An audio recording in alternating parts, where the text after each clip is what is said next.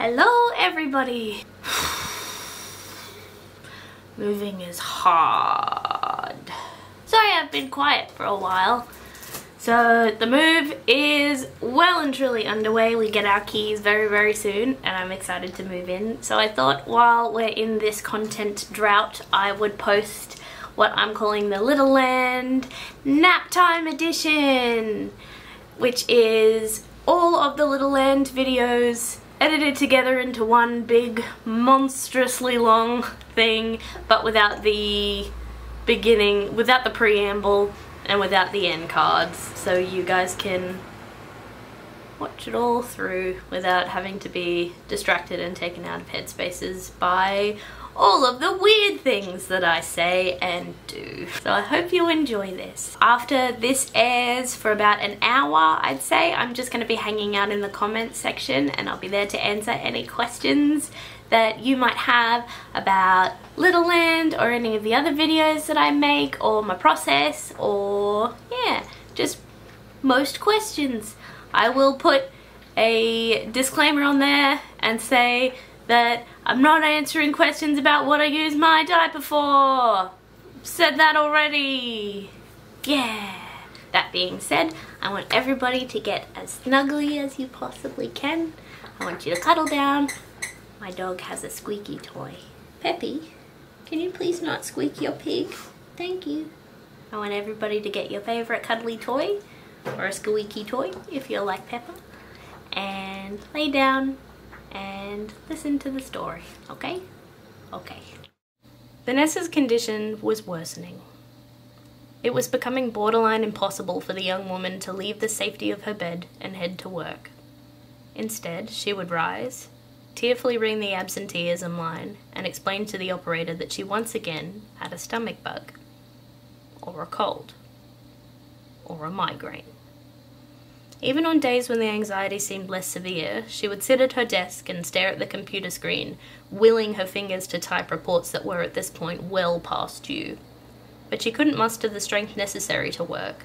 Felt as if she'd forgotten how to concentrate. All she could think about was the broadness of the world and the kinds of unkind people who lived there, outside her door. The HR rep had pulled her aside and into meeting room C. Her manager was becoming concerned, he said. Vanessa had previously been one of their top-performing employees, and her lack of legible work of late reflected badly on them as a company. So they sent her to therapy. At first, it helped, and Vanessa returned to her workplace with a newfound resolve. She would work as hard as she could, she would type those reports, she would make an effort to converse in the break room, and she would no longer call in sick. It took only 2 weeks for this newfound resolve to disappear, and again she was gently hauled to meeting room C. This cycle repeated itself twice more before she was given an ultimatum: visit the park for a month-long stay, or resign. Vanessa did not relish this thought. She knew that her employer had been more than fair in their support of her, and she hated to say no, but she couldn't bear the thought of leaving her home for as long as a month. Especially not the thought of exchanging her comfortable, however untidy, home for a place like the park. Vanessa returned to her desk and collected her belongings. She distributed the stationery amongst her colleagues, wished them a tight-lipped farewell, and left the building. Now unemployed, Vanessa visited her therapist, Dr. Nora Berry, weekly. She would sit on a couch in the doctor's tastefully decorated office, clutching a box of tissues between 2 clenched fists, a crumple of spent wet paper in her lap, and pour her heart out. It had been weeks since she last brushed her teeth or hair. Piles of laundry grew around her machine, and on the floor in the bedroom, and in the bathroom. Her curtains remained shut. Remnants of last week's meal sat congealing in a full sink. Her therapist listened patiently, taking notes. She suggested medication, which Vanessa took dutifully. She suggested mindfulness exercises, which Vanessa had neither the energy for nor the interest in. Painfully anxious at the thought of disappointing anyone who even closely resembled an authority figure, Vanessa did not admit this to her therapist. Instead, she'd return to bed, crawl under the covers, and cry, only emerging periodically to eat a banana in an effort to stave off starvation. Then, a time came when Vanessa would call the receptionist from beneath the covers, again with a stomach bug, or a cold, or migraine. Eventually, she ceased booking appointments altogether, opting instead to remain inside, where it was safe. Then, on Tuesday, her usual therapy day, the phone rang. The voice on the other end sounded concerned. "I'm concerned," confirmed her therapist. "When we last spoke, you didn't seem to be doing very well." She glanced around the room at the piles of laundry and week-old banana peels. It was true. Vanessa hadn't been doing very well. "I'm assembling a group of patients to send to the park," continued her therapist. "I think it would be a good idea if you were part of that group." And that was it. Vanessa joined the group and boarded the train headed for the park. She didn't like to say no to Dr. Nora, and she'd become extremely weary of bananas. The park wasn't actually named so, but that's how it was referred to. It was actually called Littleland, but the cloyingly sweet title seemed satirical given the size of the area. Littleland was a vast expanse of roughly 64 square kilometers. It was, realistically, an island the size of a small town. According to the brochures, Littleland was a purpose-built and intricately designed facility to provide regression therapy and recreation for adults. Vanessa knew what that meant. She was a basket case who would now spend a month being infantilized at the mercy of, again, according to the brochure, fully automated and seamlessly scaled android caregivers and staff. She had no interest in any of the recreation options, which included excursions to snowy forests, dense jungles, and magical castles. Nor did she particularly care for day trips to tropical islands or swashbuckling adventures on the high seas. Had the circumstances been different, of course, Vanessa would have been intrigued. If she was bound for another park using similar technology, Vanessa could have perhaps felt some sort of excitement. As it was, Vanessa only felt anxiety. Anxiety with a hint of nausea. Vanessa threw the brochure down in disgust and rested her chin on the windowsill. "The floor is in a bin," came a voice.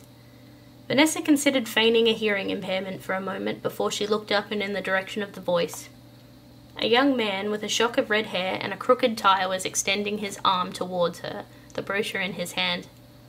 "Oh, sorry," she mumbled, taking the brochure and setting it in her lap. "Not a problem," he responded cheerfully, his freckled face breaking into a smile as he slid into the seat opposite her. "What's your name?" he asked, his tone light. Vanessa was taken aback. She hadn't reckoned with the reality that she would have to talk to strangers in this place, much less strangers who chided her for littering. Now that she thought about it, the park was likely to be full of this exact, albeit specific, type of stranger. "Vanessa," she said.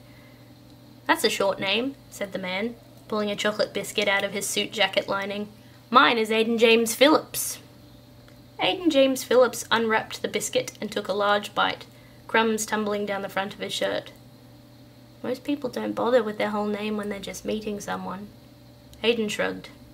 "I like my whole name," he said, further crumbs escaping his mouth. "Aiden, not so much, but then when you add the James it starts getting good, and then BAM!" he shouted suddenly, the glob of chewed biscuit briefly visible on his tongue. "I hit him with the Phillips." He swallowed. "That's what really wows him." Confused, Vanessa narrowed her eyes slightly as she regarded him in silence for a moment. "Vanessa Ann Henbury," she said, her brow furrowing. "Ah, see?" said Aiden. "Now that's a name." Vanessa's brow relaxed and she gave a little smile. My dog just made a hilarious noise. Vanessa's brow relaxed and she gave a little smile despite her confusion. Aiden seemed friendly, but Vanessa's relentless anxiety was keeping her guarded.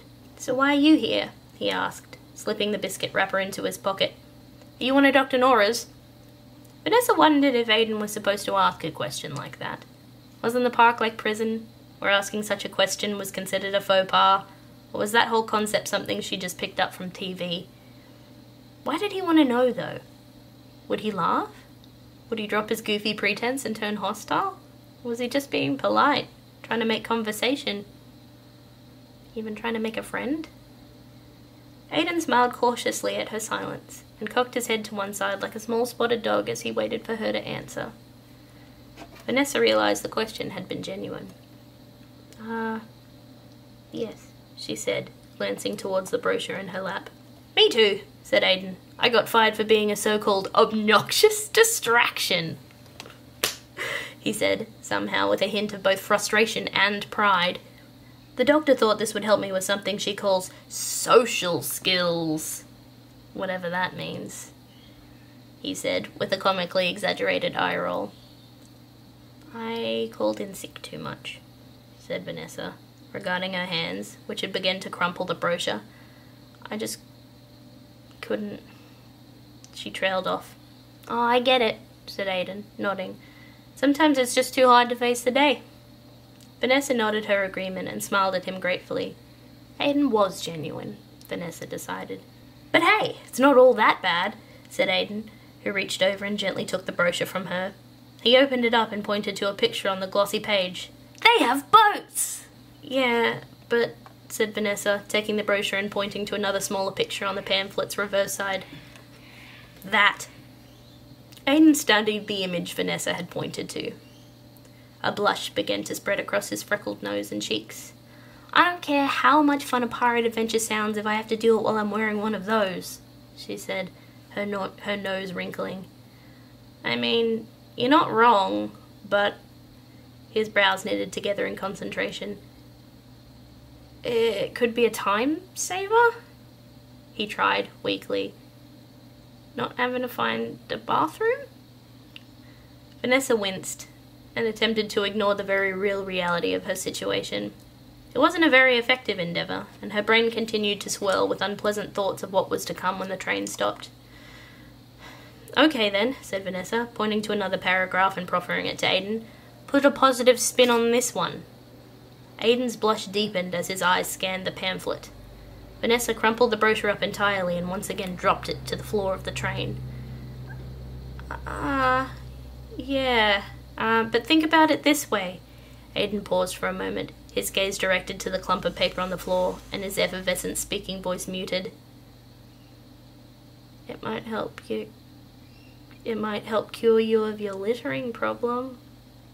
The train slid to a graceful stop, and every head in the train car swung towards the window. A vast white expanse of sleek, modern architecture greeted their gazes.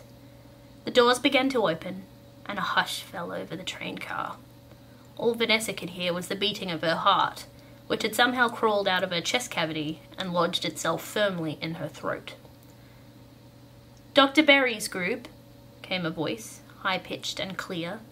Exit the train now, please. A few members of the carriage shuffled forward cautiously. Vanessa seemed to freeze in place, paralysed by the unknown.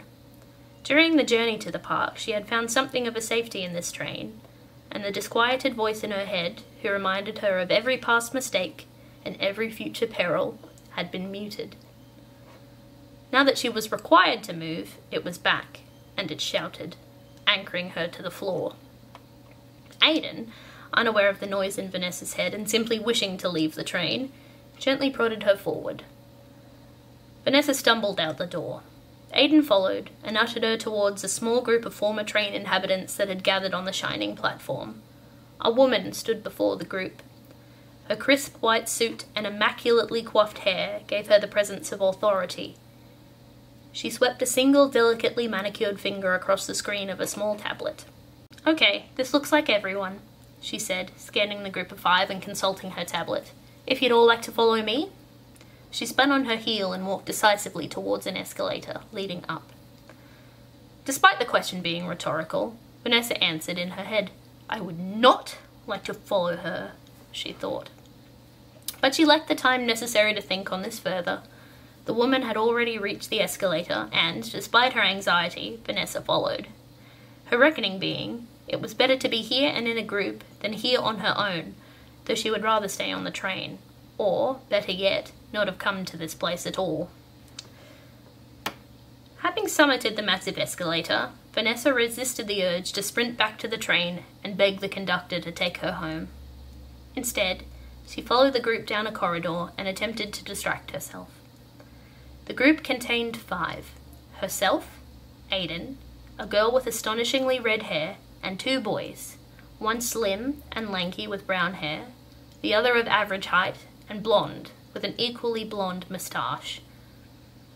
The red-headed girl and lanky boy looked around their surroundings in apparent wonderment. The blonde boy stared ahead in resolute concentration. Aiden appeared distracted, rifling around in his pockets for something. Undoubtedly, another biscuit. "And here we are," said the woman, opening a pale blue door. She motioned for the group to follow her inside. The room was large. Not as impressively so as the train station platform, though to be fair, little else would have been. One side of the room was taken up by a row of pale blue armchairs. Opposite these, a row of 5 doors, each inscribed with a name. Vanessa's stomach fluttered with unease as she located the booth that had been allocated to her. "All right, everyone, find your booth, please." Vanessa walked leadenly towards the middle door, her gorge rising in anticipation. "In you go," declared the woman. "Have a lovely stay." And in they went. Vanessa found herself in the booth, a 3x3 meter box. Directly across from her, a small door painted in the same shade of blue as the one in the last room. On the left wall, a pair of cupboard doors. On the right, a sizable television screen, which seemed to register her gaze. The screen blinked to life. "Welcome, Vanessa," it read. "Please hang up your coat on the hook behind you and stand on the mark in the center of the room." Vanessa turned toward the door and noted that a silver hook had emerged from above it. She obeyed the screen. "Thank you, Vanessa," read the screen. "Welcome to Littleland. As you are already aware, we are a bespoke therapy and recreation park. You have been referred to this service under the therapy branch by Dr. Nora Berry." There was that word again, recreation. The thought that this place could be used for entertainment was a little too much for Vanessa, who stood trembling in the booth. "As you have been referred here under therapy, mandatory clothing has been allocated to you. Please remove your current garments and deposit them in the chute to your left." Vanessa's eyes widened as she read this last direction. She felt vulnerable enough without removing her clothing. She didn't move. "Please remove current garments," repeated the screen, after a pregnant pause. Was this system automated? Or was there a person there to notice she hadn't complied? What would happen if she simply sat down and disobeyed? "Remove current undergarments," insisted the screen, impolitely. "Countdown to dressing measures will begin shortly. Remove current garments to prevent countdown." Vanessa squeaked audibly. "Dressing measures." With unsteady hands, Vanessa unbuttoned her blouse and shrugged out of it. "Thank you, Vanessa," read the screen. "Dressing measures prevented." She clutched her blouse between 2 fists, hesitant to discard it.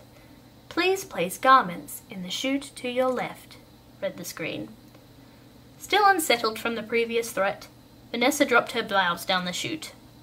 "Good girl, Vanessa," read the screen. "Please continue with removal of current garments." Unwilling to part with her skirt until the last possible moment, Vanessa removed her socks, folded them together, and down the chute they went. While taking a steadying breath, she fumbled with the zip on her skirt. Eventually, it came free. After only a moment's hesitation, Vanessa's skirt joined her blouse and socks, wherever the chute had taken them. She stood before the screen in nothing but her bra and underpants. She was suddenly glad that she had elected to wear a matching set that morning, though it likely made no difference to a computer. Soon she would be dressed in whatever mandatory clothing looked like, and sent off to the mercy of seamlessly scaled android caregivers and staff, whatever they were. Please remove remaining undergarments and deposit them in the chute, read the screen. No, said Vanessa in distress. Please, no, I can't, she begged the computer, or the person who was controlling the computer. I don't want to be naked. Remove remaining undergarments, insisted the screen. No, said Vanessa, sinking down to sit on the floor. There, she curled into a ball against the left wall. Countdown to dressing measures will begin shortly. Remove current undergarments to prevent countdown, answered the screen. Vanessa buried her face in her hands. No, I can't. I don't want to be naked. She peeked up at the screen from behind her fingers. Countdown to dressing measures initiated, read the screen, and the tears that had threatened to leave Vanessa's eyes since she disembarked from the train spilled out and poured down her face.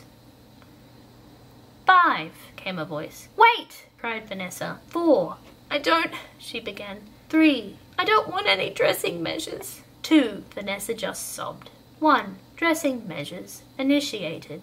The door to her right opened, and the woman from earlier stepped inside the booth. Come now, she said. Be a good girl and let's get you dressed. Please, began Vanessa. No buts, honey, said the woman. Up, Vanessa felt a strange tug, a compulsion to obey the warm, stern voice, and she stood. Good girl. Turn around. Vanessa turned. The woman swiftly removed her bra, with such deftness that the absence of cloth made her skin prickle with cold. She felt fingers being tucked into her panty waistband, and they descended. A deep blush burned itself across Vanessa's cheeks. Okay, honey, said the woman, as she deposited Vanessa's last remaining clothing into the chute. I'm going to wait right here and make sure you're doing as you're told, okay? Vanessa trembled where she stood, naked, having been removed of her last shred of autonomy. She could only nod, and she did, praying that the woman wouldn't take her silence as cheek. Good girl, Vanessa, read the screen. The cupboard behind you contains your mandatory clothing. It has all been created to your exact specifications. Vanessa wiped her eyes with the backs of her hands. Well, she thought, that was pretty cool. Please retrieve 1 blue dress from the cupboard. Being naked and disliking the feeling immensely, Vanessa obeyed. There were only a few garments in the cupboard, and locating the blue dress was simple. A white garment hung next to the dress. She could see some socks tucked into a pair of white Mary Janes at the bottom. Vanessa turned her attention back to the screen that now read, Please dress yourself in 1 blue dress. If you require assistance, please press the button to the left of my screen. She did as she was bid and stepped into the dress. It was light blue, as she expected from the computer's description. It was also the puffiest dress she had ever seen. When she guided the puffed sleeves into their proper place, and the woman from earlier had zipped her into the dress, she looked down.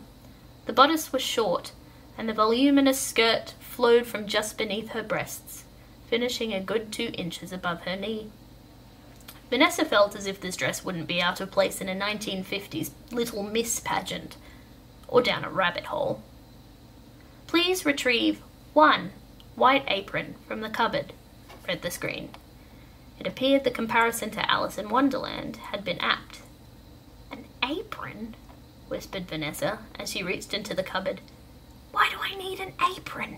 Your caregiver chose the clothing for you, honey, explained the woman, and Vanessa jumped slightly, startled. She had forgotten she wasn't alone in the booth. My caregiver? Asked Vanessa, attempting to navigate the notion of apron wearing. She'd put her arm through the wrong hole. The woman nodded and came forward to help Vanessa disentangle herself from the starched cotton fabric. Yeah, every guest here at Littleland is allocated a caregiver. The woman bade Vanessa turn, and began to tie her apron sashes in a tight bow. I suppose yours prefers a more... The woman paused. Old-fashioned style? Old-fashioned? Asked Vanessa. The woman didn't answer. She simply gestured towards the screen, which now read, "Please retrieve 1 pair white socks and 1 pair white shoes from the cupboard." When she'd slid her feet into the frilly socks and fastened the buckles on her new shoes, Vanessa stood and faced the screen. "Good girl, Vanessa," it read. "You are now dressed. Please proceed through the door to your right. Have a pleasant stay." Vanessa hesitated and glanced at the woman, who gave her a wan smile. "Go on," she said. "Just through the door. The rest of the group is waiting for you." The small blue door led to a large purple room. The ceilings were vaulted and seemed impossibly high. The walls were painted a pastel purple, the floor a patchwork of fluffy rugs that sat atop oversized floorboards. Propped up against the wall was an enormous teddy bear. The bear was surrounded by other stuffed animals and other assorted toys. Sat directly in the bear's lap was the red-headed girl from earlier. Aiden sat across from her, fidgeting with the straps of his overalls that he now wore, and chatting idly with the other group members. The blonde boy sat nearby, scowling into the middle distance, saying nothing. His eyes were bloodshot, his cheeks damp, and his upper lip noticeably bare. The lanky boy stood just apart from the group. He peeked through the gaps in what appeared to be a tall wooden fence that surrounded their immediate area. All 4 heads swung in her direction as she exited her dressing booth. It appeared that Vanessa was the last of Dr. Nora's group to finish dressing. "Vanessa!" called Aiden, his freckles bunching as he smiled and waved her over. Vanessa crept nervously forward, her dress swishing as she walked. She sat cross-legged next to Aiden. "Nice dress," said the red-headed girl, who herself was dressed in a sunny yellow pinafore. The blonde boy snorted, and the red-headed girl rolled her eyes. "Ignore him," she said, waving her hand dismissively and shooting the boy a pointed look. "He's just grouchy because they shaved off his baby caterpillar." The blonde boy glowered further, but didn't respond to the jab. To be fair, the girl wasn't incorrect about the size of his former mustache. It had been more like a sprout than the bountiful crop the boy had clearly hoped to grow. But still, the unkind tone had discomfited Vanessa. Was this girl a bully? Or did she and the blonde boy know each other? Maybe she just didn't understand the full impact of her words. Vanessa couldn't tell. The girl shuffled forward out of the bear's lap to rest on the floor. She looked at Vanessa, who felt unable to meet her gaze, both out of anxiety and intimidation. "I'm Piper," she said, glancing at Aiden, who had snapped to attention upon hearing her name. "Piper Hayes," said Piper, once more rolling her eyes. Aiden smiled in appreciation. "I'm Vanessa," said Vanessa quietly. "Vanessa Ann Henbury," said Aiden pointedly, and Vanessa managed to smile. "That's Danny," said Piper, pointing to the lanky boy who had just stopped peeking through the fence and was headed over back towards the group. Danny gave a brief wave, but remained silent. "And this bundle of joy over here is Francois!"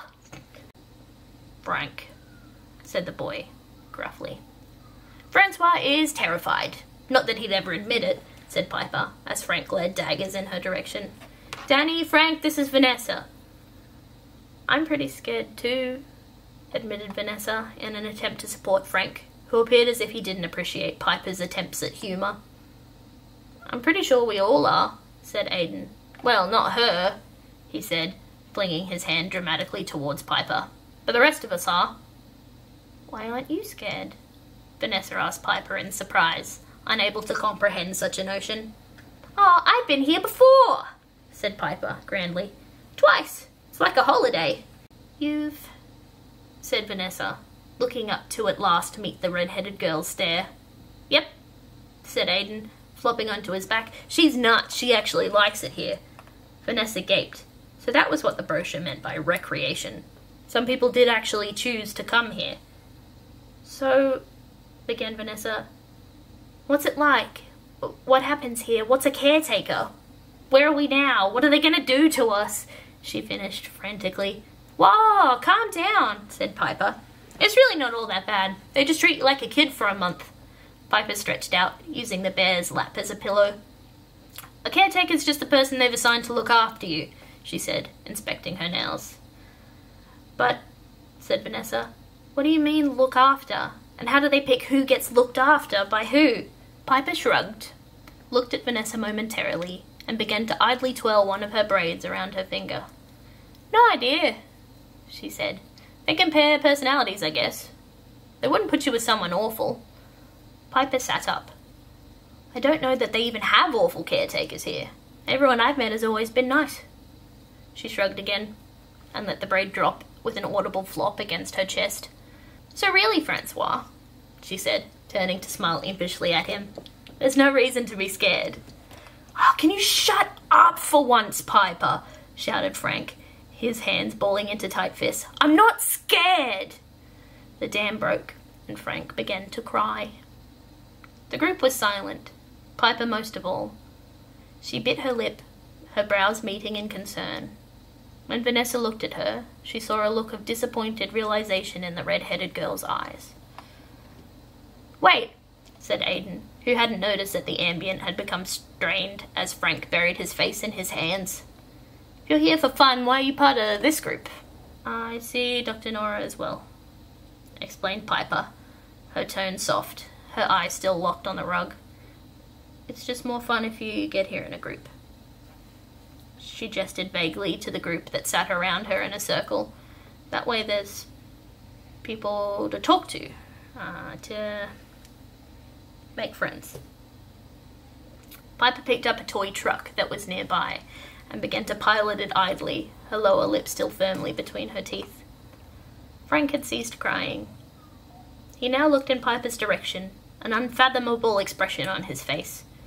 It was a face that seemed more youthful, vulnerable without his facial hair. It matched the dungarees he wore, which were navy and striped. Slowly, Piper looked up towards Frank. Their eyes met for a moment. Vanessa could all but hear the apology that Piper desperately wanted to give. No verbal apology came, but rather a silent exchange of understanding. Frank merely nodded, and Piper gave a small smile. So, does anyone have any questions then?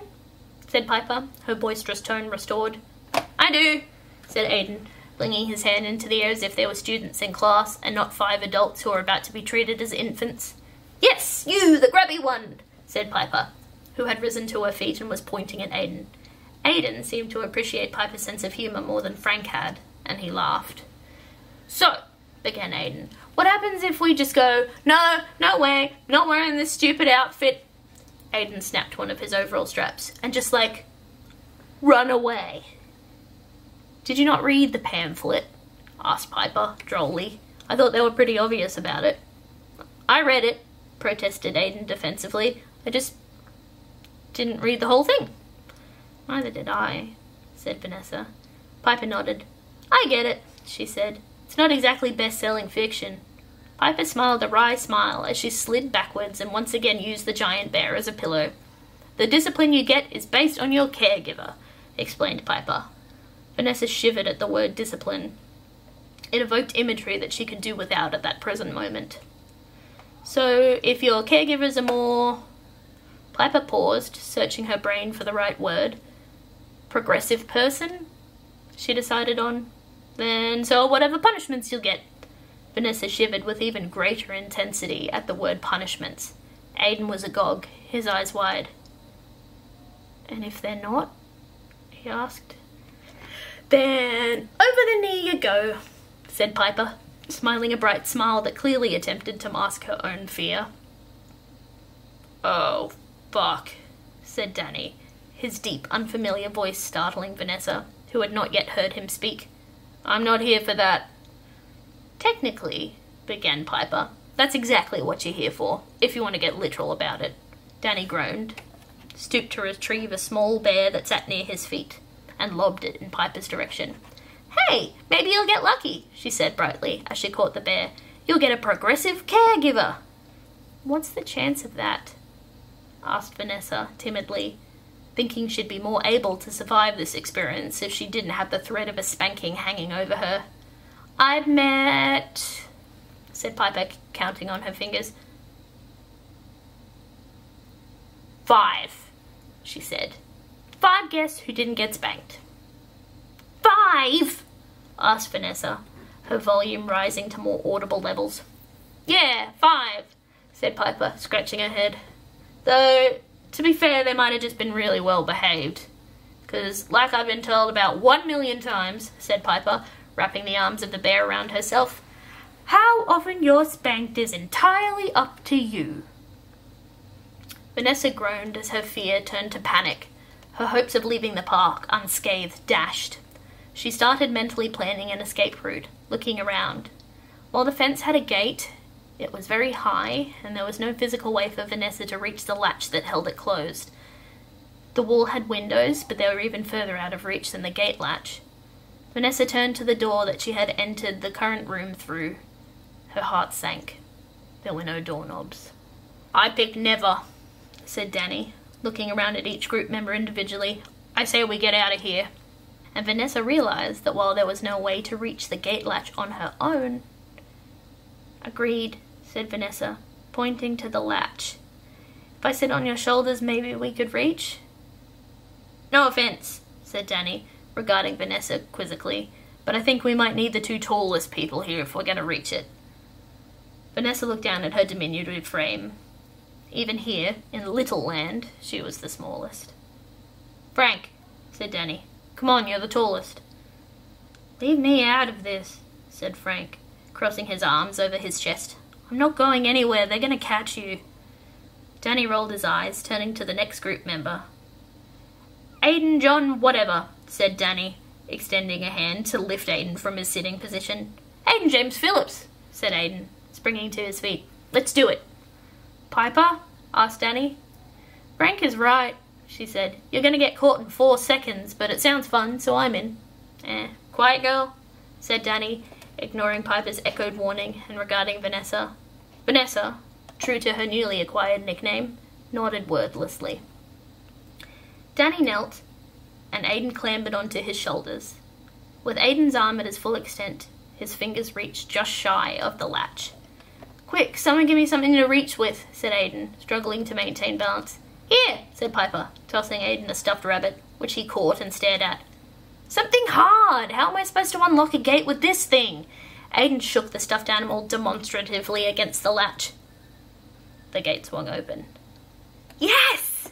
cried Aiden, Danny, Piper, and Vanessa in near unison.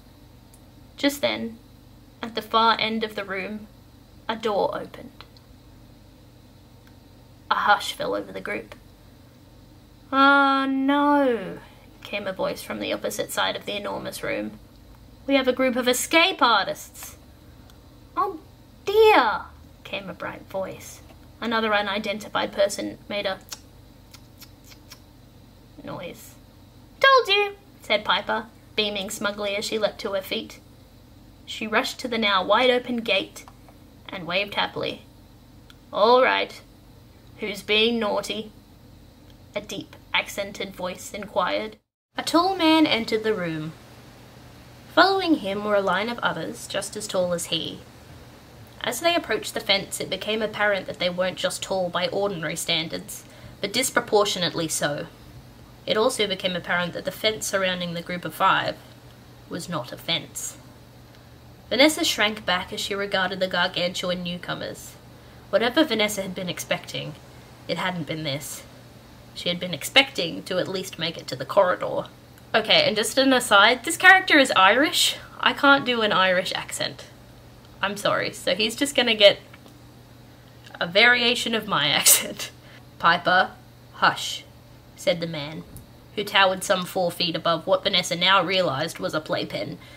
Piper grinned up at him, practically wiggling with excitement. The man advanced to the gate and swiftly removed Aiden from atop Danny's shoulders. The man placed his hands on his hips and looked down upon the group with a mild look of vexation on his face. "That wasn't very safe," he said. "There'll be big trouble if you try that again. Do you understand?" The group, sans Frank, nodded mutely. "And Piper, He paused. "Well, actually, I'm not shocked that you tried to escape when you know exactly what could happen if you did. More just disappointed." He looked at her, one brow raised. "I'll bet you were the ringleader, you naughty girl." Piper blushed and hid a small smile behind one of her hands. "Actually, it wasn't me who came up with it," said Piper, who had begun to giggle. "It was Danny who wanted to escape. I told him not to." "Piper!" complained Danny, looking at her with genuine betrayal. Vanessa noticed one of the women sneaking a sidelong glance at one of the men, who had a thick mane of dark black hair. He raised his eyebrows. "All right now," said the man Piper called Ethan. "Now's not the time. We'll talk about this later," he said, looking pointedly between Piper and Danny. "We've got other things to talk about now." "Yes, welcome, little ones," said one of the women, who stepped forward to smile warmly down upon the group. She seemed to pay no mind to their escape attempt. "My name's Miss Emily, one of the caretakers. I also work in the Littleland daycare centre." One by one, the caretakers introduced themselves. There was Miss Emily, a full-figured woman with a voluminous mass of dark, tight curls spilling over her brightly patterned headband and down her shoulders. Her smile was broad and genuine, her large brown eyes crinkling as she did so. "Hello, everyone," said Mr. Ethan, in a thick Irish accent. Blonde, bearded, and bespectacled, he smiled indulgently, yet exasperatedly, at Piper. Then there was Mickey, a slender reed of a man with his hair in a complicated bundle of braids. He grinned mischievously as he waved. "I'm a caretaker, and I also assist Gil in his work," he said, tilting his head towards the man on his left. The man on his left did not return Mickey's jovial expression, instead gazing at him forebodingly in silent warning. Mickey's grin faded. Next to him was Dr. Gilbert, the somberly dressed man with a curtain of jet black hair across his face. He simply nodded in greeting the group, a ghost of a smile on his black-painted lips. "I'm the park's medical officer. You'll all be seeing me in the first few days of your stay," he said, and Vanessa shivered, wondering if his last remark was intended as information or warning. Vanessa hated going to the doctor. She was even less thrilled by the prospect of visiting the doctor here, where she was so small and vulnerable, and the doctor resembled Eric Draven. "I hope you'll all feel very safe here," said Miss Mia, her emerald eyes sparkling as she greeted them. She was a voluptuous woman who stood a head taller than even Dr. Gilbert, the tallest of the caretakers. Her hair curled classically to her shoulders in scorching red waves. Vanessa snorted internally and returned to wringing her hands. She couldn't feel less safe here if she tried. "Okay, I'm told I'm looking after a little boy named Aiden," said Miss Emily, scanning the group. "Can Aiden please come forward?"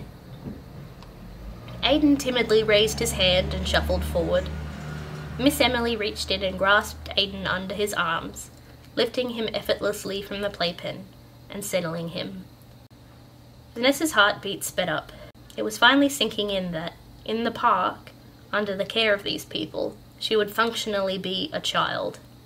She would be lifted, moved, dressed, and handled just like a toddler, and there would be little she could do to prevent it.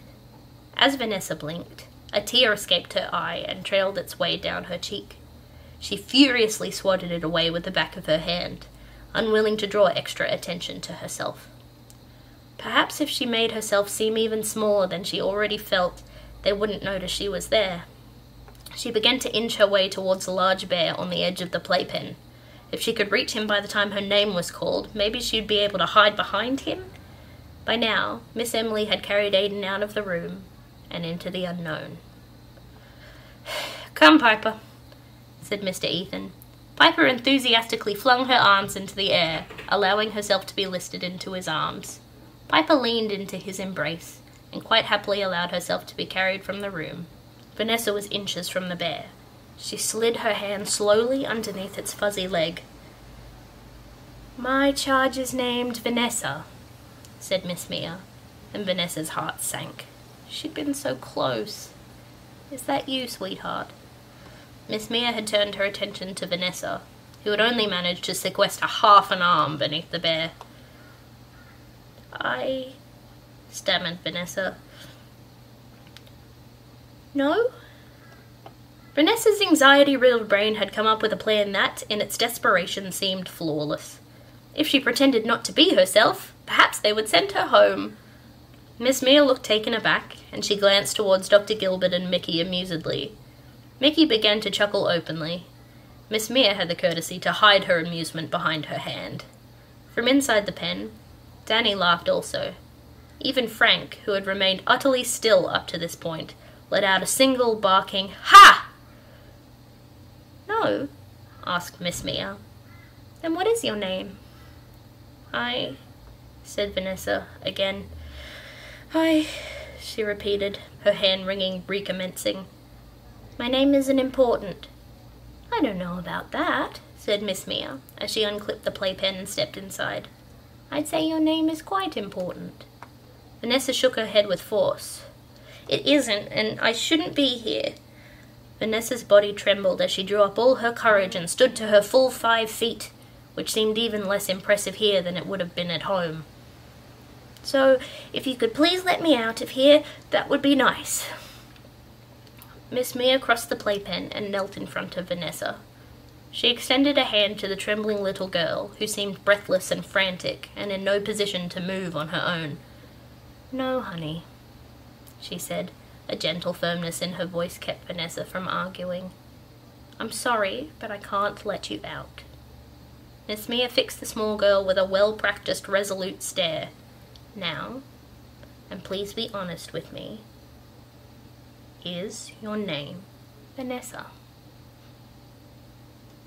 "Yes," whispered Vanessa, after some hesitation. Vanessa kept her eyes fixed squarely on her toes.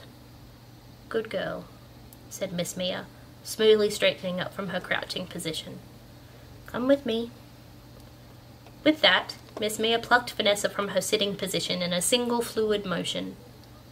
Vanessa struggled briefly, in shock from the swift retrieval. Miss Mia carried Vanessa as one might carry a toddler, with Vanessa's weight against her chest, one hand wrapped around her back, the other firmly supporting her bottom. It was only when the forearm touched her skin that Vanessa realized she hadn't been provided with any underwear. Vanessa, deeply shamed, rested her head against Miss Mia's chest and squeezed her eyes shut. Curiosity got the best of her after she'd been carried from the room and down what felt like an endless hallway.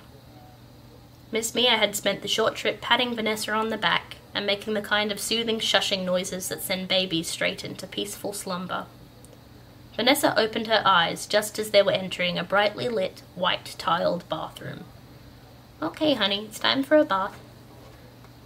Miss Mia sat Vanessa down to sit on the floor, before bending over the bath to deposit the plug in the drain and fill the tub. Vanessa noted the immense bathroom didn't feature any toilets, only a row of sinks and a large porcelain tub. Vanessa watched Miss Mia reach up to a high shelf and retrieve a plastic stool, which she placed into the tub and secured in place. Miss Mia turned to Vanessa, and Vanessa swallowed hard. She was fighting not to cry, a battle she appeared to be losing. "Okay, sweetheart, let's get this off." Miss Mia reached around behind Vanessa's back and removed her apron and her blue dress, which fell to the floor in a puddle around Vanessa's ankles. Miss Mia knelt and removed her shoes. The tiled floor was cool on Vanessa's bare feet. Seemed she'd only been made to dress in these garments a few minutes ago. Vanessa wondered if she had been made to go through her ordeal in the booth for some ulterior reason, only to be stripped not 30 minutes later. Perhaps it was a test of obedience. Vanessa only had one moment to soak in the humiliation of being undressed yet again by a relative stranger. She was soon hoisted into the air and lowered into the waiting tub. The water was warm, and it soothed her. Vanessa, while still riddled with anxiety, was calmed some. A warm bath always had the ability to distract her from whatever negative emotion she happened to be feeling. But the humiliation and the anxiety were amplified, though, the second Miss Mia actually began to bathe her. She squeezed her toes together and held her breath. This woman was twice her size and possessed more than double her strength. Vanessa was alone in a completely foreign location. A foreign location where she would be under the control of a woman who towered over her. A foreign location where said woman had the power to turn Vanessa over her knee. A foreign location where that was a distinct possibility due to her escape attempt. A foreign location where she would be required to wear... Vanessa shuddered and tried not to think about that part. She'd been trying not to think about that part since she'd seen the illustration in the brochure. The loss of control, the indignity that she would experience. It caused a great swelling of deep fear in her stomach, a fear that she'd been denying since she arrived in the park. Though she suspected that before long, she'd have to confront that fear. "So, Vanessa," said Miss Mia, her tone light, "would you like to tell me a little bit about yourself?" Stammered Vanessa after a pause. "I don't know," she said softly. "Okay," said Miss Mia, lathering more soap onto her sponge and starting to wash Vanessa's arms. "You know, it's okay to be shy, honey. This is all very new to you." Vanessa felt a fleeting pang of relief. Miss Mia's tone had no hint of insincerity or malice, but she was still a giantess who held a lot of power over her. Vanessa nodded wordlessly. "You're by yourself, being bathed by someone you don't know, in a place you don't know," said Miss Mia, smiling understandingly as she moved to mop her sponge across Vanessa's shoulders. "I would probably be frightened too." "Yeah," whispered Vanessa. "I know you don't know me yet, but I promise I'll never do anything to hurt you," said Miss Mia, leaning over from behind to look Vanessa in the eye. Vanessa averted her gaze, looking instead at the bubbles that were forming on the surface of the water. "Think about the bubbles," she thought. "Don't think about what's happening right now. Don't think about the brochure." Cautiously, Vanessa unfurled one of her arms that she had recrossed over her chest and focused her attention on popping the larger bubbles. If she could just focus on the bubbles, her anxiety would settle. Miss Mia began to wash her legs. "She lied, though," thought Vanessa. "Do you really think you're safe here?" "She didn't lie. How did she lie?" Vanessa thought, and popped another bubble, harder this time. Her finger made a plink noise as she did. "She's going to hurt you," thought Vanessa. Vanessa jabbed harder at the bubbles.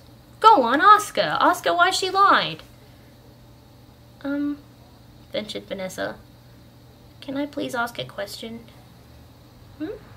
Asked Miss Mia, who was lifting Vanessa's leg just above the water in order to sponge her feet. "Of course. What's that?" "Why did you say you wouldn't hurt me?" asked Vanessa, haltingly. Vanessa ceased popping bubbles and began instead to wring her hands. "If the brochure says I'm going to get..." Vanessa, discomfited, trailed off. "You mean, why might you be spanked, honey?" Miss Mia lowered Vanessa's foot, now clean, into the water. She leant closer and propped her elbow up on the edge of the tub. The fiery blush that had appeared on Vanessa's cheeks burned even brighter. Mutely, she nodded. "Ah, I understand," said Miss Mia. "Well, the answer is, I don't know, darling. How often you're spanked is entirely up to you," she said, echoing Piper's words from earlier. She gave Vanessa a gentle smile. "If you're a good girl, and you behave for me, you might never have to go across my knee." Vanessa thought this unfair for a myriad of reasons. Chief among them were, 1, she was a good person. 2, she wasn't a little girl. And most of all, 3, she didn't want to be spanked. "I don't want to be She couldn't finish the word. "You can say it, sweetheart. Go on," Miss Mia said reassuringly. Vanessa took a deep breath. How strange that it could be so difficult to utter a single word. "Spanked," muttered Vanessa, her stomach twisted in humiliated knots. Miss Mia nodded and once more picked up her sponge. "Oh?" she asked. "Why is that?" And as an aside, she instructed Vanessa to stand up and turn to her left. Vanessa did as she was bid, and gasped when she felt the sponge dab her behind. She covered her face with her hands and groaned. I I don't need a Vanessa sucked in another deep breath. Spanking, she finished. Oh? Asked Miss Mia simply, continuing to cleanse her there. Vanessa felt the sponge nose in between her thighs. With a little yelp, she spread her legs slightly and allowed the sponge to cleanse her most private place. The arousal was instant and uncomfortable, making Vanessa's legs shake. Miss Mia was merciful, however, and was soon moving her hands down her thighs. Vanessa sat back down at Miss Mia's instruction, thankful for the water's ability to shroud her nudity, minimal as it was. Yeah, I don't need to be.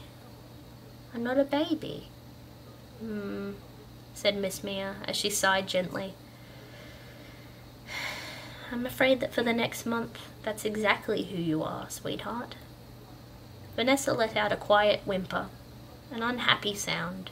It expressed all the pent-up fear, shame, and apprehension that had been swirling around her brain since she entered the playpen earlier. For the second time that hour, Vanessa began to cry. This time, she cried hard, she cried long, she cried loud. The full realization of her situation had finally come. I don't want to be, she sobbed. Miss Mia stood languidly to her full height. She stooped and retrieved a towel, which she unfurled and held before her. I know, said Miss Mia, stooping to lift her out of the tub. There, she said. You just cry it out, honey. Miss Mia held the little girl close, as she rubbed slow circles on Vanessa's back. Vanessa pressed her face against Miss Mia's blouse and wept her heart out. Vanessa cried through being rubbed dry. She cried as she was carried out of the bathroom, and she cried as she was carried down the hall. Just like the previous journey, Miss Mia held her close and whispered small comforts. Don't worry, honey. You're going to be just fine. That's it. I'm so proud of you. You're being so brave. The last one caught Vanessa's attention. I'm not being brave, sobbed Vanessa. I'm crying like a baby, murmured Miss Mia gently. Yes, wailed Vanessa. Like a very brave baby, agreed Miss Mia. This is a big, scary, new place, but you're trying your best. So yes, you are being very brave. They had entered a room. Vanessa's tears had tapered off to a gentle, silent trickle. Okay, sweetheart, said Miss Mia. I'm going to need you to be very brave right now, okay? Vanessa's stomach turned. The warning did not bode well. She looked around her, and her stomach turned several more times in rapid succession. Before her was an enormous changing table, underneath which was a rainbow of folded plastic. A row of small rubbish bins lined one wall, and a bank of sinks lined the opposite. As they approached the changing table, Vanessa whimpered, but she was in no way ready for what was about to happen, and she had just noticed that this changing table appeared slightly different to any changing table she'd seen before. For one, it was the correct size for her. For two, it had 2 metal rings mounted into the headboard. For 3, from the metal rings dangled what looked like pastel yellow mittens, with large buckles at the wrists. Vanessa realized what those mittens promised as she was set down on the changing pad. Immediately, she made a move to leap off the table and away to freedom. There was no way Vanessa was about to voluntarily be strapped into those mittens. Miss Mia caught Vanessa mid-leap, just as she'd noticed exactly how tall the table was. Vanessa let out a startled little squeak. Young lady, said Miss Mia, low and even, I want you to listen to me very carefully. Miss Mia crouched down to Vanessa's eye level. That was very unsafe. You are much smaller here. You could get very hurt if you tried to jump from all the way up there. Vanessa took a shaky breath and gave a little nod. You will be in very big trouble if you do something that dangerous ever again. Do you understand? Yes, ma'am, said Vanessa in a small voice. Miss Mia nodded. Okay, good girl. I don't want to be tied up, said Vanessa. It's only for the first few changes, honey. Just until you're used to it. I'll be good, I promise. You don't need to tie me up, implored Vanessa, who was feeling again that this might be more than she was able to absorb. It's not about you being a good girl, darling. It's about keeping you safe and keeping your hands out of the way, said Miss Mia. I think you've just proved that we need these, at least for now. Miss Mia gently maneuvered Vanessa onto her back. One by one, she guided Vanessa's shaking hands into the mittens, which she fastened around each wrist. Vanessa still had a small range of motion, but she was unable to bring her hands any lower than her shoulders. She felt trapped and vulnerable. I haven't locked these now, she said. I trust you to keep them on. Vanessa sniffled, attempting to wipe her tear-streaked face on her outstretched forearm. Okay, she said, not overly comforted by the absence of locks. Such a good girl, said Miss Mia, smiling warmly. Now, let's get you into your very first diapers. Miss Mia spent a few moments gathering materials, which she set upon a small table that sat next to the changing pad. A large lump formed in Vanessa's throat at the mention of the word diapers. Don't worry, darling, said Miss Mia, while she retrieved the necessary items from various shelves and cupboards. I know you're scared, but you don't have to do anything, she said, as she set down a bottle of powder. Miss Mia also had something else that Vanessa couldn't register until Miss Mia had brought the soft rubber nipple to her mouth. Startled, Vanessa parted her lips readily, and Miss Mia slid it gently inside. Vanessa made a muffled noise of surprise and distress. That's it, there's a good girl, said Miss Mia cooingly, stroking her hair as the warm liquid began to trickle into her mouth. The overwhelming taste of sweet vanilla flooded her taste buds, and she let out a little whine. Said Miss Mia gently, guiding the teat back into the little girl's mouth and giving her the bottle to hold. You just relax and let me take care of everything. Miss Mia punctuated that sentence with a grasped hand around Vanessa's ankles, which fit easily inside one of the larger woman's hands. Miss Mia lifted them to expose her bottom. Vanessa gasped and sharply turned her head in a futile attempt to hide her face. She kicked her legs a little, desperately trying to regain some dignity. No kicking, little one, said Miss Mia, giving Vanessa a gentle warning tap on the bottom.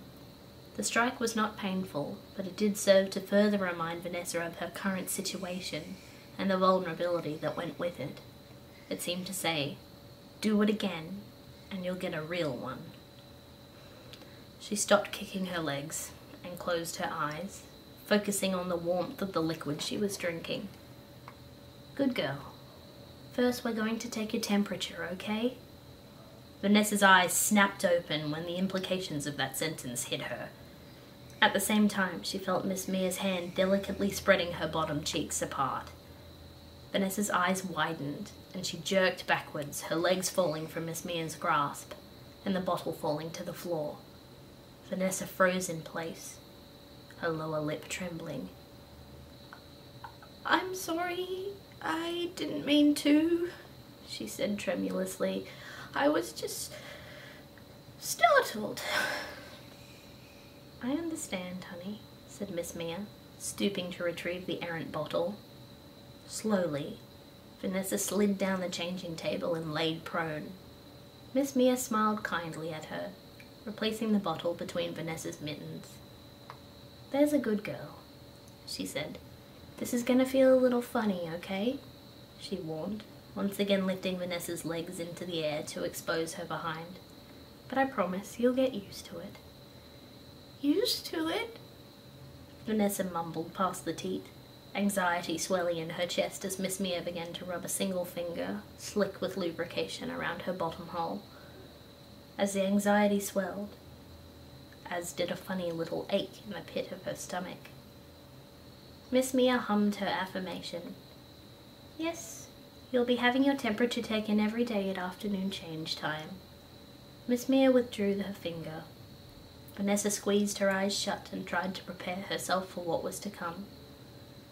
Miss Mia gently pressed the tip of the glass thermometer against Vanessa's back entrance, and gradually it slipped inside.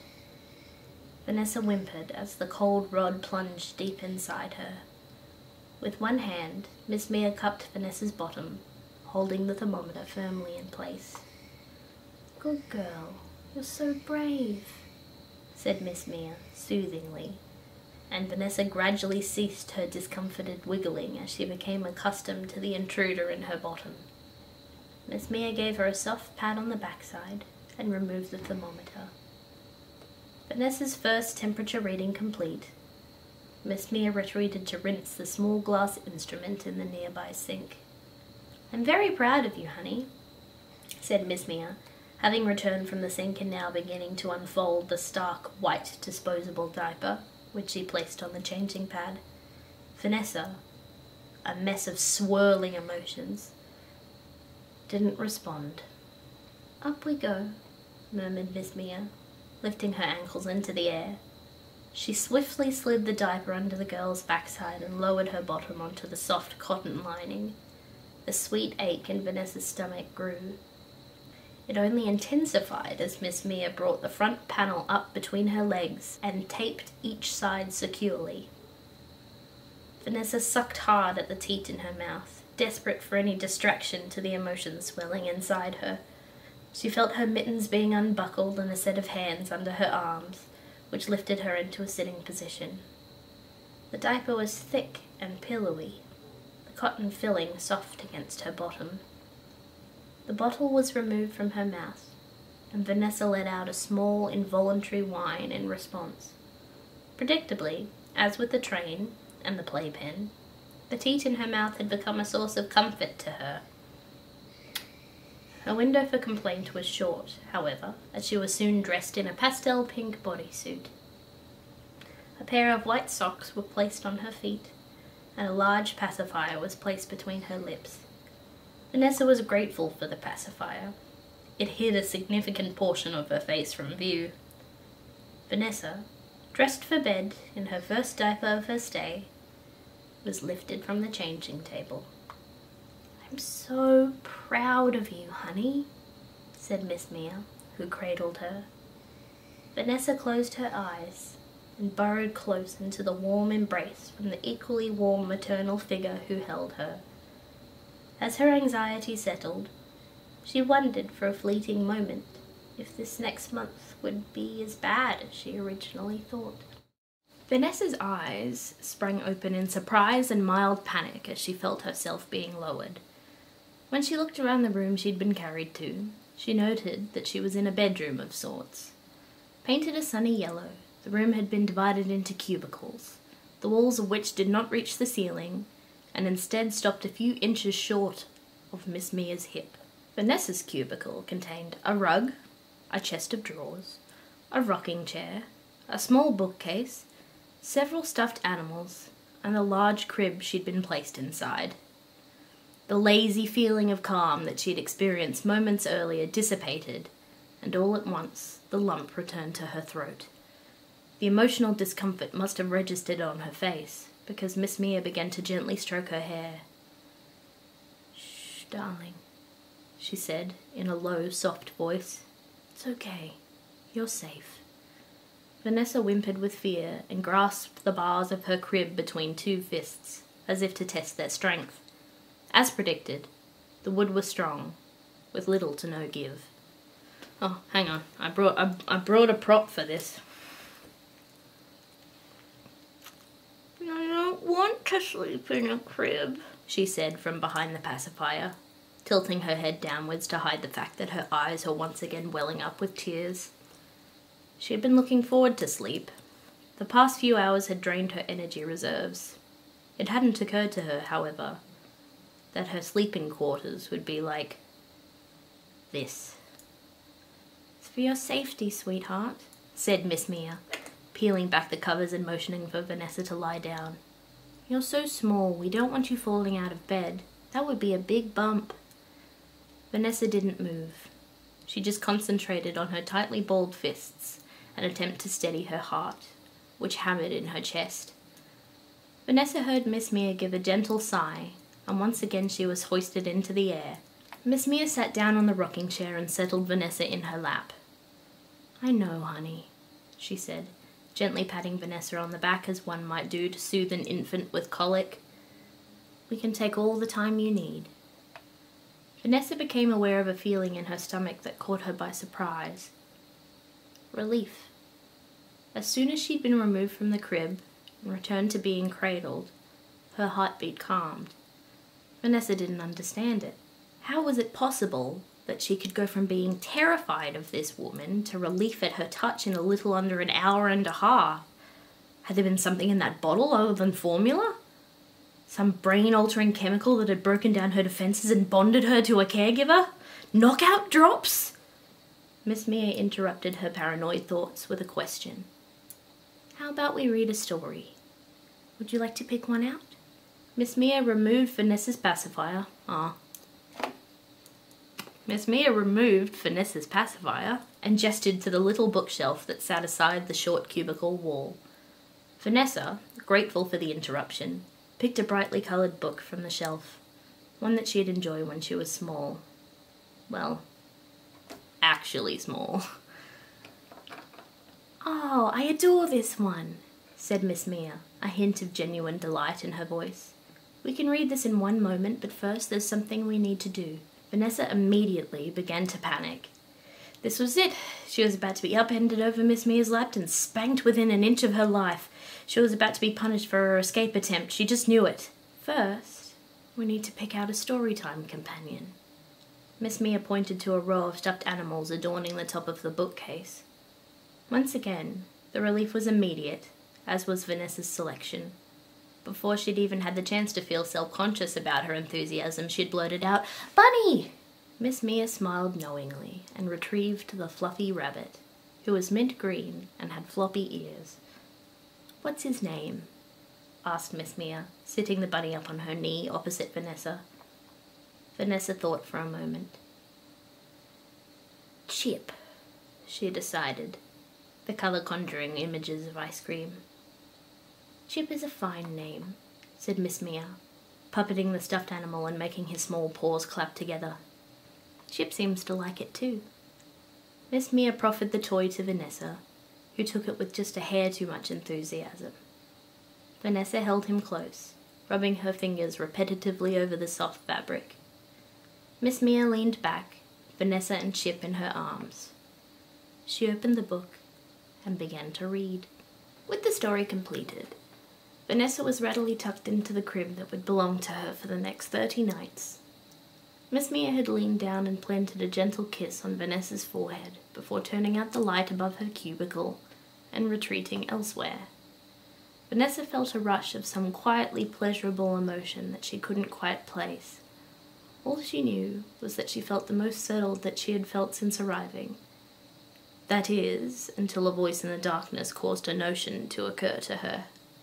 "Hey, does anyone else really have to pee?"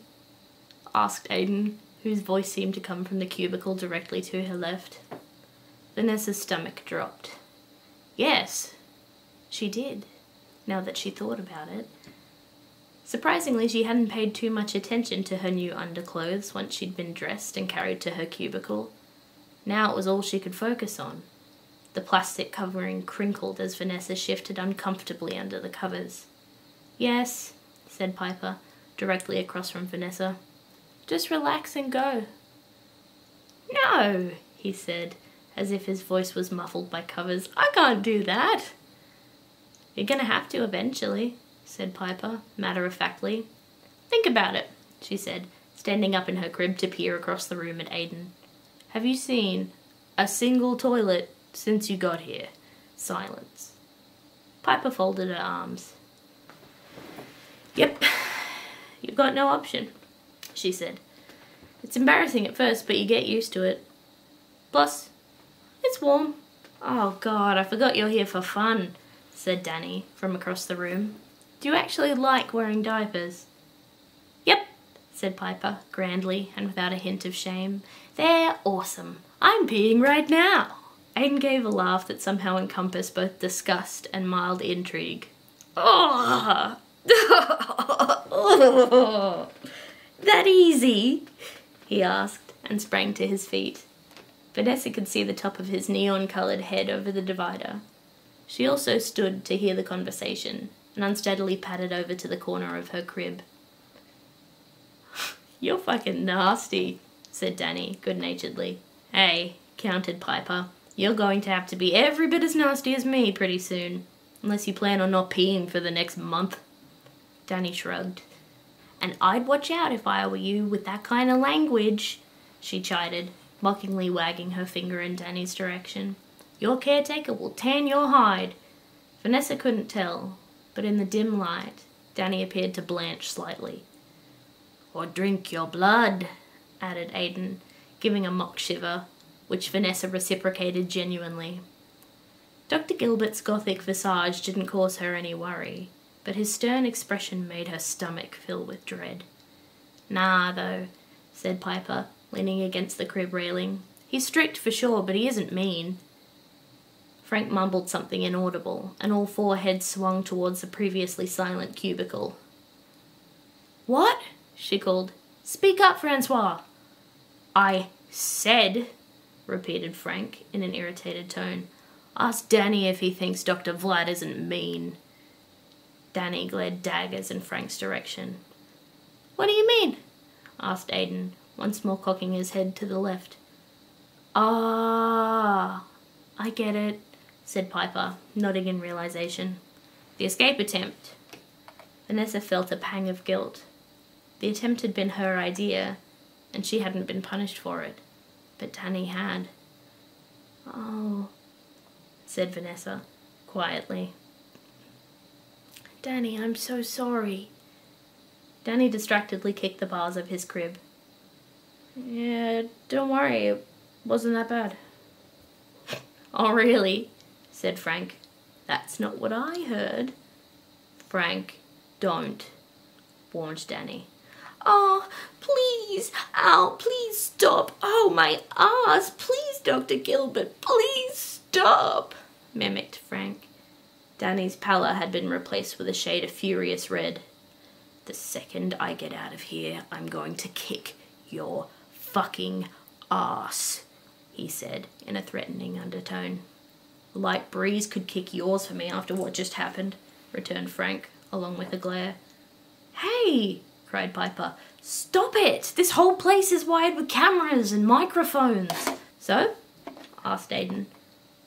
So, she said exasperatedly, they know we tried to escape. We're all gonna get punished for it. It just hasn't happened yet. Not me, said Frank smugly. I didn't try to escape. Yeah, but they also heard what you just said, said Piper. So you're in for it too, and you have no reason to taunt him for crying, said Piper, pointing at Danny, when you're just as likely to wail like a little boy when Gil spanks you, which he will. Probably tomorrow. All trace of smugness drained quickly from Frank's face. So you need to say sorry, Frank, said Piper. Vanessa noted that this was the first time she hadn't jokingly used Frank's full name, which only amplified the gravity of Piper's ongoing speech. That little imitation wasn't cool. And you, said Piper, now addressing Danny, really, and I mean really need to stop swearing, and you aren't going to kick anyone's butt. None of us get to be smug right now. We're all in the same position. We're all in giant cribs, wearing diapers, some of which are wet, and we're all in imminent danger of being frickin' walloped, said Piper, her hand gestures becoming wilder by the minute. Especially especially me, because I definitely should have known better than to try to escape, and I just called him Gil, which he absolutely, positively cannot stand, and now I'm yelling at the top of my voice, which they can definitely hear. So we are all 100% equally effed in the A. So can you please all just... Piper paused, frantically searching her mind for the end of her sentence. Be nice to each other! Piper's speech had reached a crescendo. Her voice echoed off the walls of the almost silent bedroom. All that could be heard was the sound of Piper, who was gasping for breath after her tirade. Though the conflict had been tinged with humour, Vanessa's heart thumped. Arguments tended to send Vanessa's anxiety through the roof, and the tension in the room was thick. Wow, said Danny, breaking the silence first. Yeah, sorry man, I'm not gonna kick your, He paused, cautiously looking at Piper. But... Frank, whose gaze was still fixed firmly on the ground, nodded. Sorry I mocked you. That wasn't... I didn't... Frank trailed off, supporting his forehead with one open palm.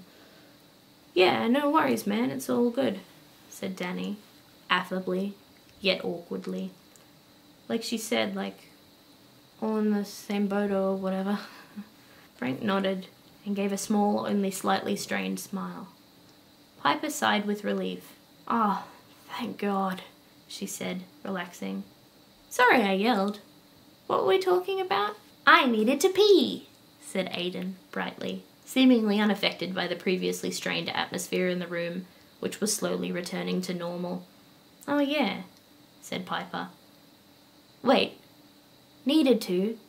As in past tense? Asked Vanessa, her eyes widening, a small smile appearing on her lips. I just stopped thinking about it and it happened, he said, shrugging his shoulders.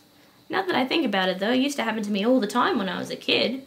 I'd zone out, focusing on something else, and before I knew it, time to change my pants. Piper laughed. She was right though, said Aiden, pointing towards Piper. It was weird at first, but now I can't even tell. As the others drifted off to sleep, one by one, Vanessa lay awake. All she was able to focus on was the crinkly plastic strapped to her behind and the growing pressure in her bladder. It was logical, really. She had to pee. She had a place in which to pee. She couldn't do it. She lacked the calm required to relax and wet her diaper, and the plastic was chafing her thighs. If she could just adjust herself slightly, maybe she would be comfortable enough to give in to the temptation of sleep. Her eyes heavy, Vanessa reached down underneath the blanket and to the bottommost tapes that were rasping against her skin. She unfastened them, and the relief was immediate. Now, slightly more comfortable, Vanessa relaxed against her pillow and gave in to her exhaustion, full bladder and all. Dr. Gilbert frowned at the screen that monitored the nursery. The comparison to Stoker's most prolific character hadn't fazed him. The similarity couldn't be denied. He was used to the kinds of conversations their new charges typically had on the first night in the park, as they discovered challenges that had previously been unconsidered and settled into their new environment. This sudden and raucous discord between his two newest, however, concerned him, as did the language. Gilbert, please try not to panic, said Emily, to his right. They're going to be okay. Gilbert's brow furrowed further as he continued to observe, electing not to respond to Emily's trademark optimism. Mia and Emily shared a look of good-natured exasperation. It was in Gilbert's nature to worry. She's correct, Gilbert, said Mia, placing a comforting hand on his black-clad shoulder. A little bit of bickering is normal. Ethan entered the room, a cup of coffee in his hand. The caregivers were unaffected by caffeine, but Ethan enjoyed the warmth of the liquid. He set the coffee cup down on the desk. I think this goes beyond bickering, said Gilbert, his chin resting on his fist, brows furrowing further as he surveyed the new charges. We'd be breaking up a brawl if they could get to each other, and your Piper's getting worked up. I think I should go in there. No, said Ethan, pulling up a chair alongside the three already consulting the monitors. They can't get out of their cribs. They're not going to have a fight. Ethan gestured to the monitors, where Piper waved her hands animatedly. And Piper is always worked up. Oh no, my hat. Ah! So can you please all just be nice to each other? Shouted Piper over the speaker. Ethan began to laugh and was soon joined in mirth by Emily, who was, as usual, quick to smile. It's good advice, she offered. She's not wrong, agreed Ethan, smiling encouragingly at Gilbert, who returned a more muted version of his expression. She's not, nodded Gilbert, though I could do without the profanity hinted at or otherwise. Look, said Mia, motioning towards the screen depicting Frank and Danny's awkward reconciliation. They did it. They worked it out.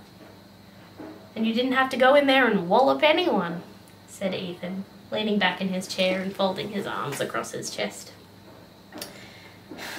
Not yet, anyway, said Gilbert, who rolled his own chair backward in order to regard the entire group of caregivers at once. What is our plan? Emily sighed. I know it needs to be done, but I wish it didn't, she said, softly. Once again, Mia offered her colleague a comforting pat on the shoulder. I know it's difficult for you, but we need to follow through on discipline, said Mia, gently. He's just such a sweet little boy. I almost can't bear the thought of hurting him, said Emily, gazing at Aiden through the screen, her brown eyes sparkling. You don't need to thrash the boy, said Ethan. You just need to be firm. Emily nodded in response and took in a settling breath. I know, and I have a feeling he'll respond well to structure. How did Danny respond? Asked Mia, addressing Gilbert.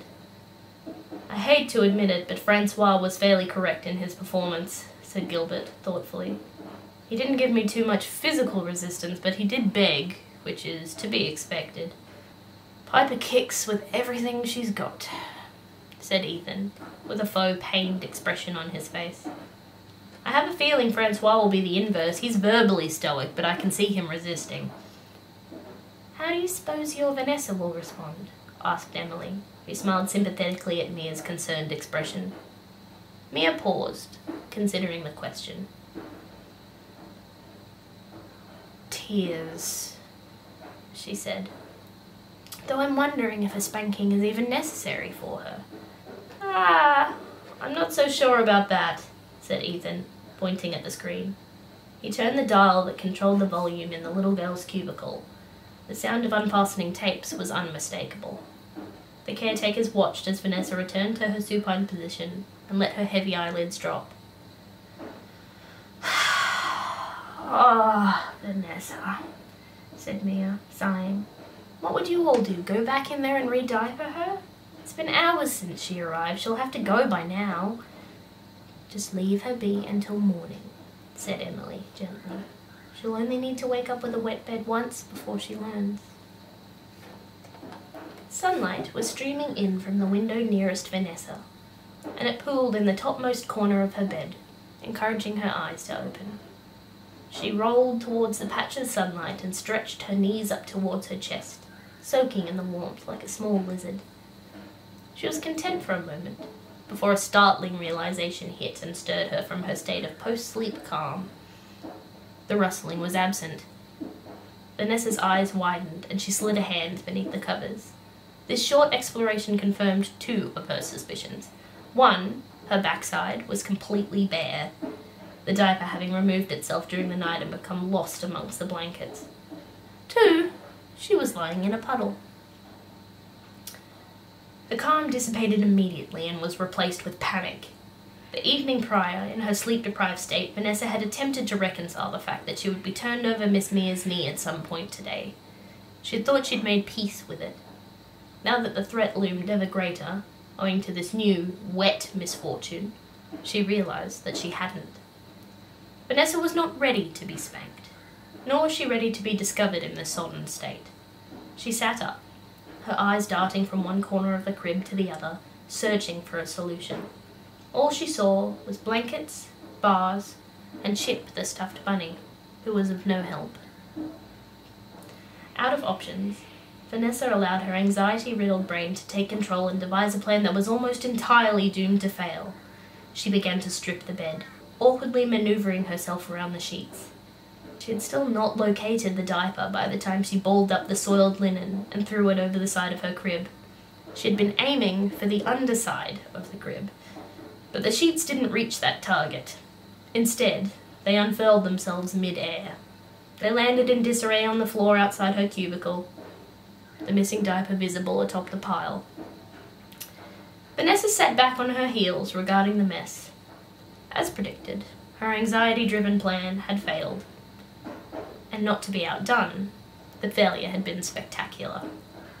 Vanessa let out a short, defeated laugh and threw her hands into the air. Now that there was no possible way of claiming any innocence, Vanessa began to make genuine peace with what was to come later that day, however painful it was sure to be.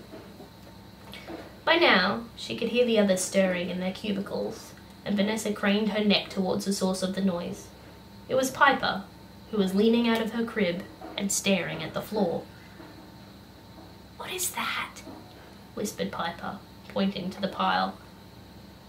Vanessa was unsure how to answer. "What is this?" came a deep voice from the right.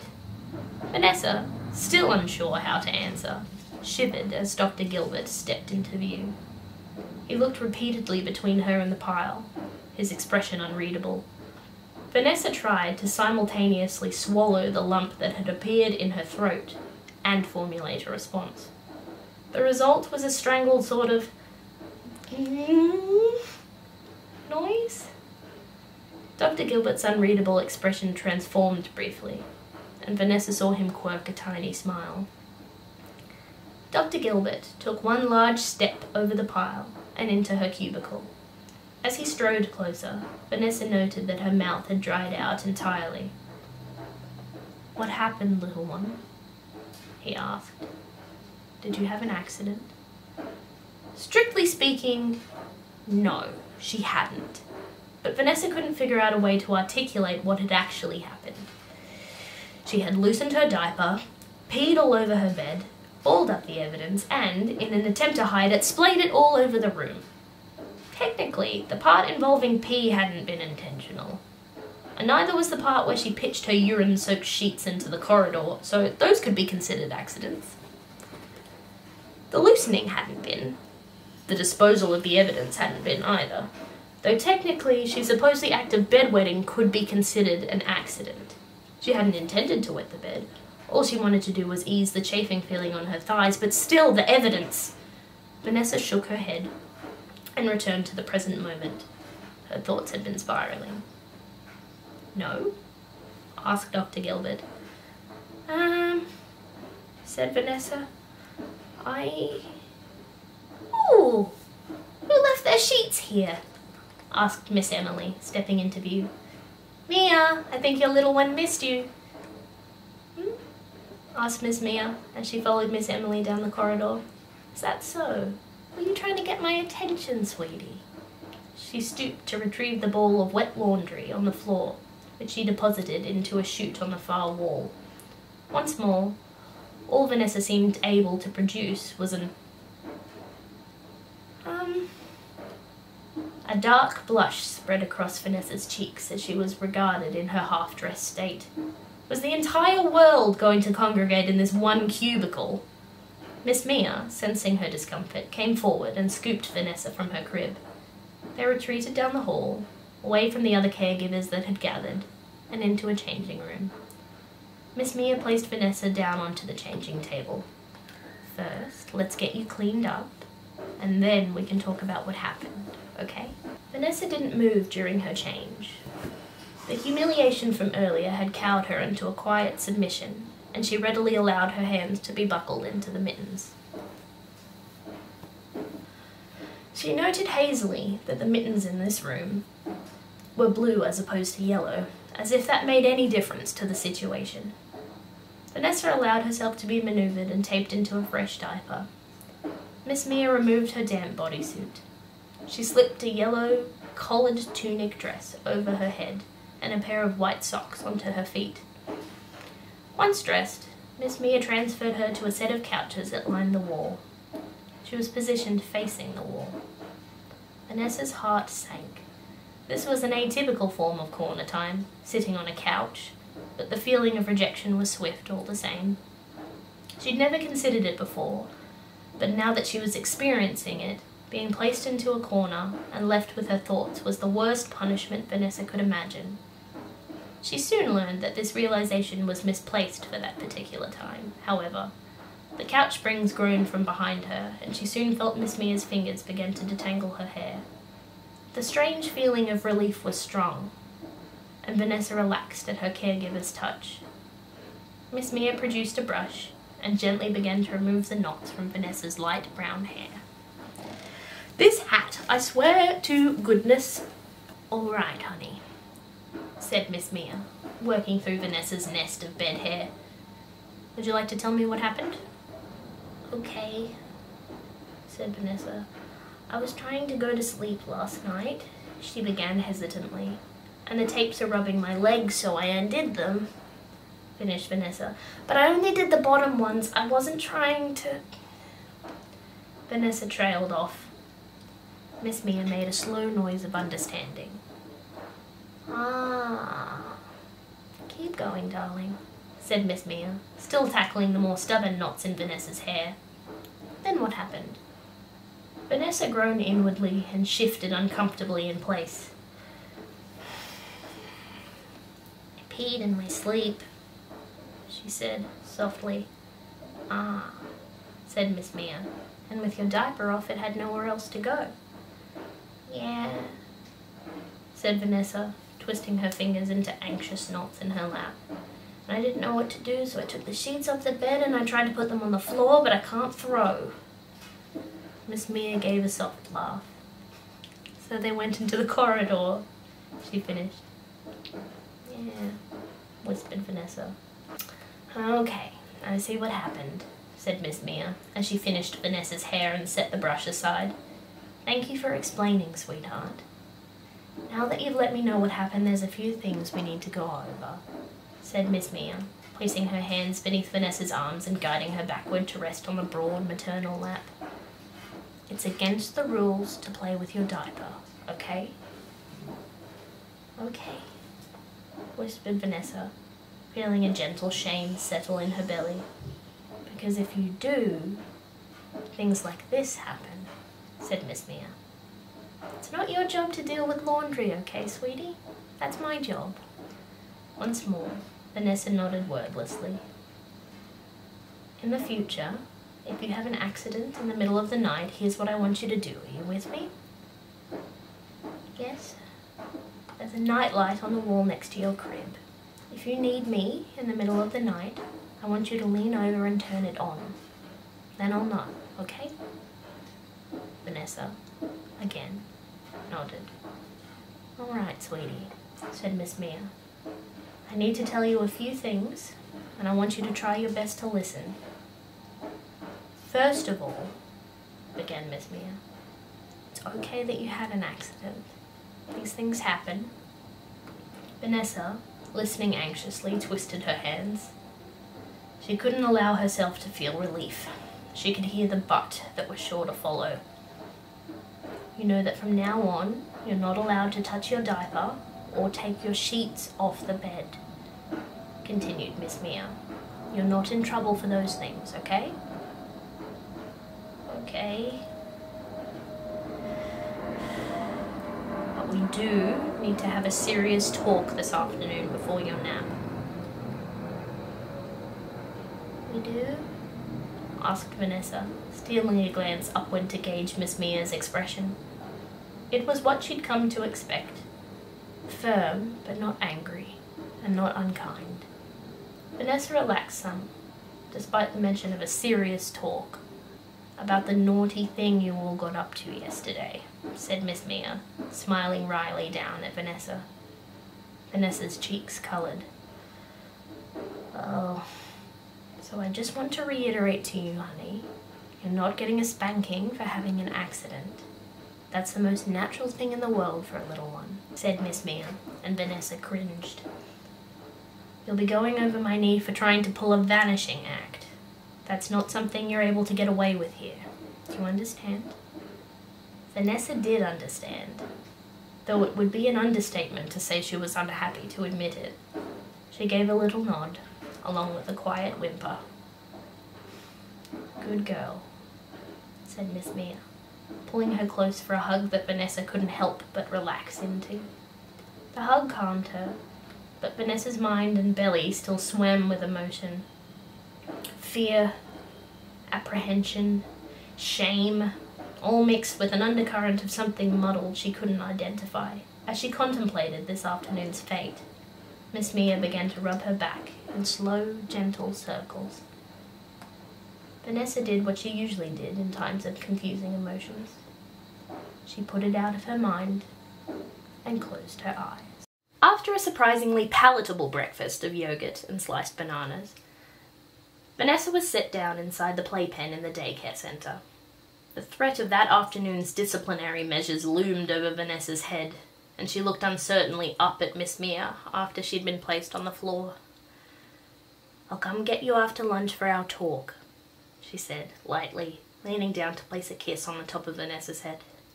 "Be a good girl." Vanessa's stomach churned as she watched her caregiver disappear down the hallway. "Ooh, a talk," said Piper, to her left. "I know what that means."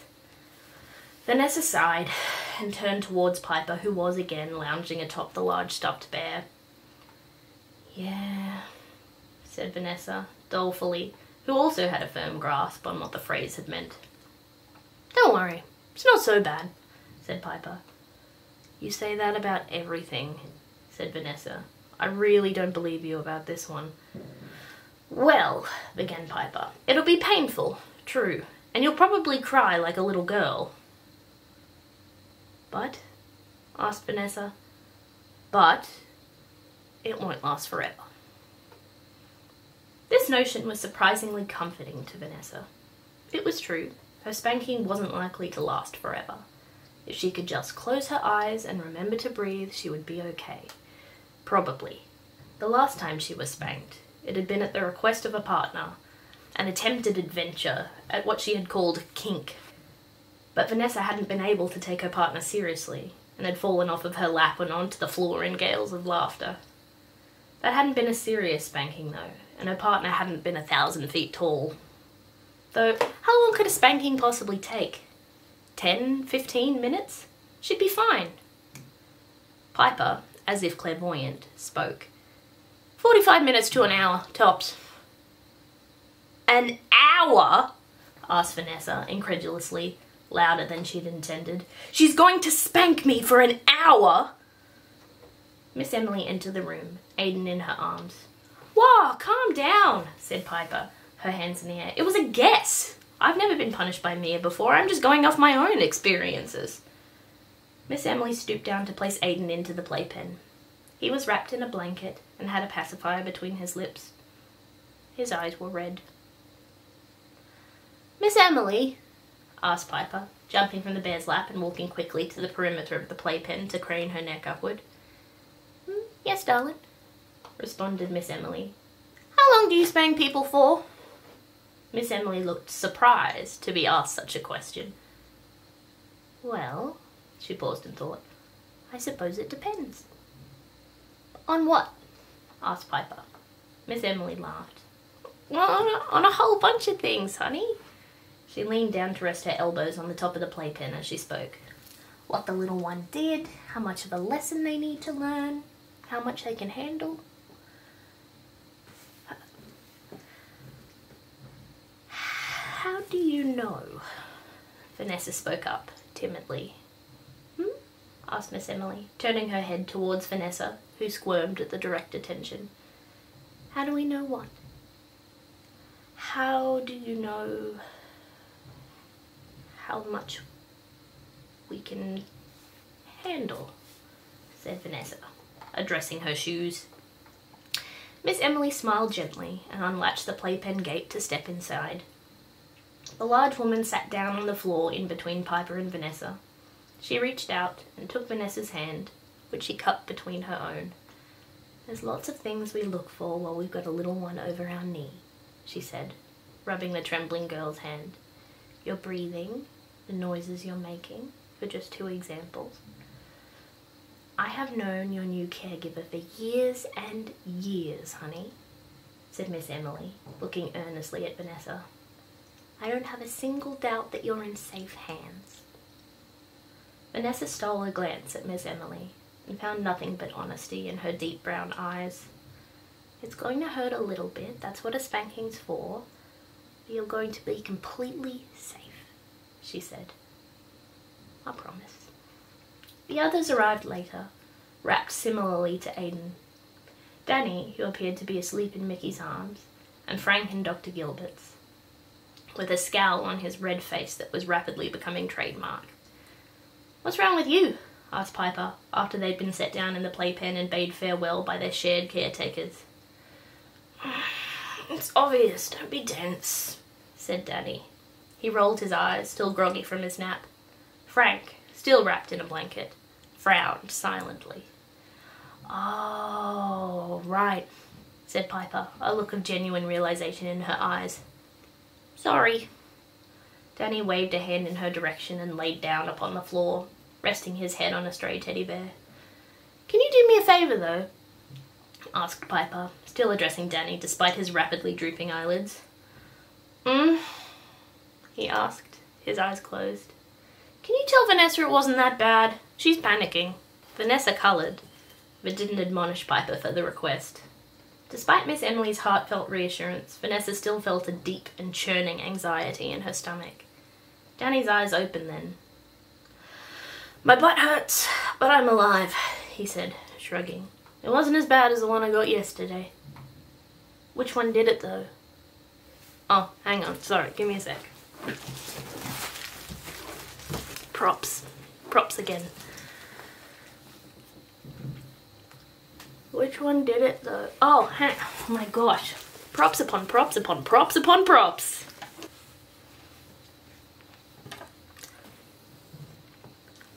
"Which one did it, though?" asked Aiden, who'd been silent in his own blanket cocoon up until this point. "The blonde one or the scary one?" "Does that make much of a difference?" asked Danny, his expression quizzical. "I think so," said Aiden, struggling to sit up. "The blonde one has smaller hands, and the other one looks like he'd eat you." "Mickey doesn't give spankings," said Piper, knowledgeably, as she began to chew her fingernails. Yeah, she's right, he doesn't. He's more like..." Danny paused, considering. "A big brother," muttered Frank. Danny looked at Frank, surprised at his contribution, and he nodded. "Yeah, that's exactly what he's like. The doctor handles that stuff." Danny waved his hands dismissively, not mentioning specifics. "But yeah, quiet girl. It wasn't that bad." "Speak for yourself," said Aiden, morosely. "Mine was horrible." The others regarded him, nonplussed. Piper quirked a small smile. "Horrible?" she repeated. "A spanking from Miss Emily was horrible." Aiden nodded, pulling his blanket tighter around his face. Piper's smile quivered as she fought laughter. "It was the most embarrassing thing ever," said Aiden emphatically. "It didn't hurt, but it was the worst." "It didn't hurt?" Vanessa's heart gave a gentle leap. If the humiliation was the worst part of it, then maybe she'd be able to survive what was to come. Piper lost the fight and began to laugh in earnest. "Of course it didn't hurt," she giggled. "Miss Emily's a human sunflower. She couldn't hurt anybody." "I'm not sure why I'd want to hurt anybody, Piper," Miss Emily called good-naturedly from across the room. "Also, sunflowers are lovely, so thank you for the compliment." Piper's laughter tapered off, and she looked at Vanessa, who had visibly relaxed over the course of the conversation. "See, you're going to be fine," she said. Although, she paused, and in an instant, The worry was once again visible on Vanessa's face. "I've never been spanked by Miss Mia before. She's just a touch sterner than Miss Emily." "Her hands are bigger than Miss Emily's," said Aidan, thoughtfully. "What is it with you and hands today?" It seemed as soon as Vanessa had been able to put the looming threat of a sore bottom out of her mind, the time had arrived. Her first day in the nursery had been pleasant, if a little strange. The 3 freshly spanked boys had gradually come out from beneath their blankets and joined Vanessa and Piper in digging through the toy chest. They created a large tower out of blocks, and Vanessa couldn't help but feel a surge of strange pride as she watched it grow taller and taller. Miss Emily brought out snacks and tied large bibs around their necks before they ate. Aidan, true to form, smeared chocolate crumbs and strawberry all over his face. After she finished cleaning the last traces of snack time from Aidan's face, Miss Emily joined them on the floor and read to them some story about a brightly coloured lizard.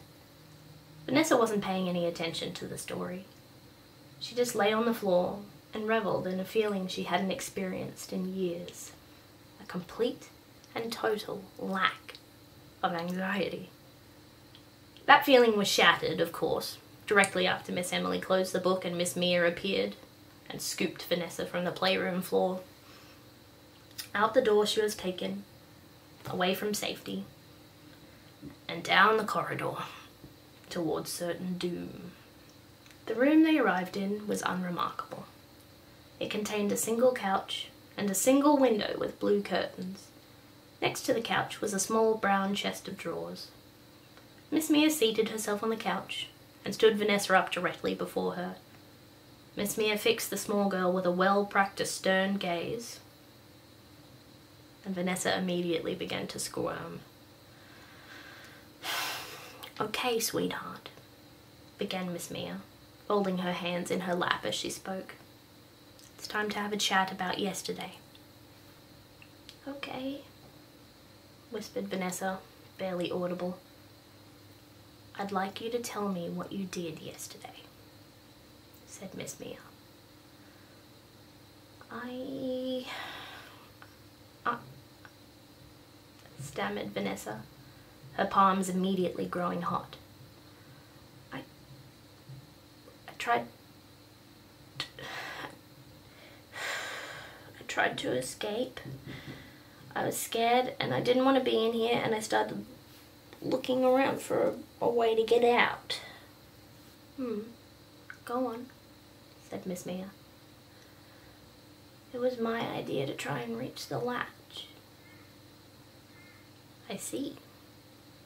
So nobody else should really be getting into trouble, it should just be me," said Vanessa, her fingers twisting themselves into anxious knots. "Honey, please don't worry about everyone else," said Miss Mia, who had reached out to take one of Vanessa's hands. "You're not responsible for everyone's behaviour. Just your own, okay? And you've been a very good girl just now, admitting all of that to me." Vanessa's heart fluttered. "It was very brave of you to tell me the whole truth," said Miss Mia, patting her hand. "I'm very proud of you." Miss Mia's warm tone washed over Vanessa like the water in last night's bath, and it soothed her. "You're still going to get a spanking, though," warned Miss Mia. She gave Vanessa's hand a gentle squeeze, "just to help you learn a few lessons." Vanessa nodded woodenly. Oddly, she felt no urge to flee, merely an urge to get this whole thing over and done with. She stayed rooted to the spot and closed her eyes tightly. "Okay," she whispered. "I'm ready." "Such a brave girl," said Miss Mia. Vanessa felt her dress being raised. Her diaper was removed, and her bottom dabbed gently with a baby wipe. Vanessa felt herself being lifted, and she was upended over Miss Mia's broad, floral-patterned lap. Miss Mia placed one hand on Vanessa's back, and the other on her diminutive bottom. Vanessa let out a soft gasp. The single hand was large enough to completely cover her backside. Miss Mia began to rub circles on Vanessa's back. Despite her precarious position and the relentless anxiety she was experiencing, Vanessa couldn't help being slightly comforted by this gesture. She let out a shaky sigh, squeezed her eyes shut, and pressed her face into Miss Mia's skirt. "I'm going to spank you now, honey. But I want you to be brave, and I want you to think about why you're over my knee. Do you think you can do that for me?" Vanessa nodded wordlessly, her face pressed firmly into the couch cushion. "Use your words, please, darling," said Miss Mia, patting her exposed bottom and causing the small girl to shiver and groan at the thought of forming words. She wasn't even sure if she could.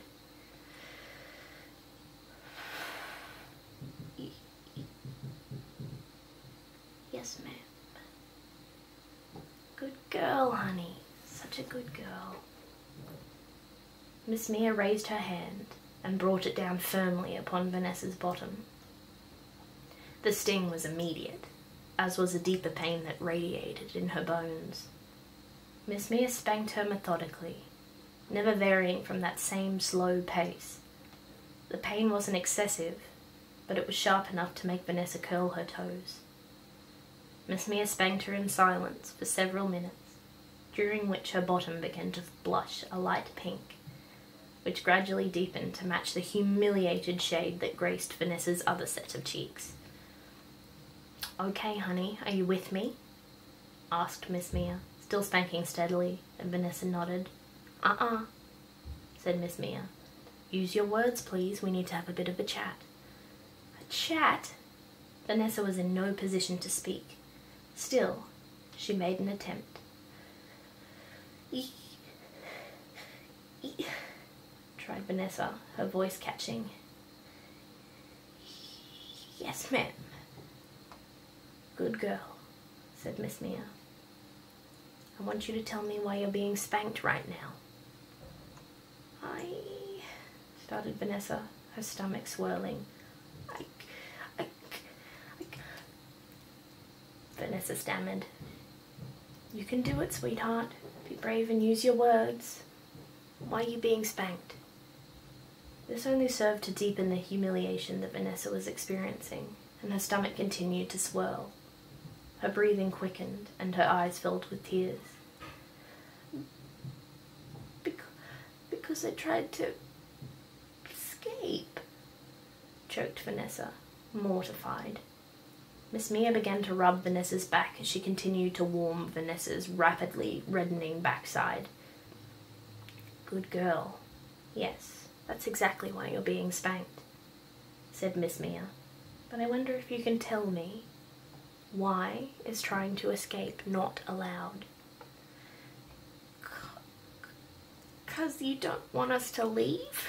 tried Vanessa, squirming slightly to avoid the descending hand. Asked Miss Mia, grasping her tight around the waist. "Why wouldn't we want you to leave?"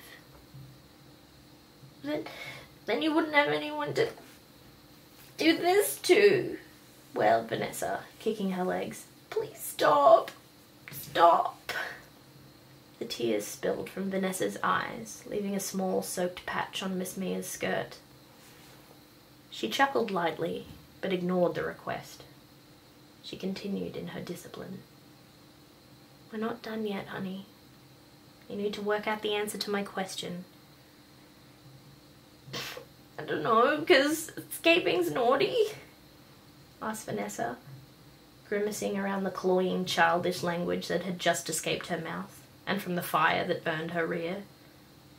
"Yes, it is," agreed Miss Mia. "But why is it naughty?" "'Cause it's dangerous. It's dangerous to sit on someone's shoulders, just like it's dangerous to jump off the changing table."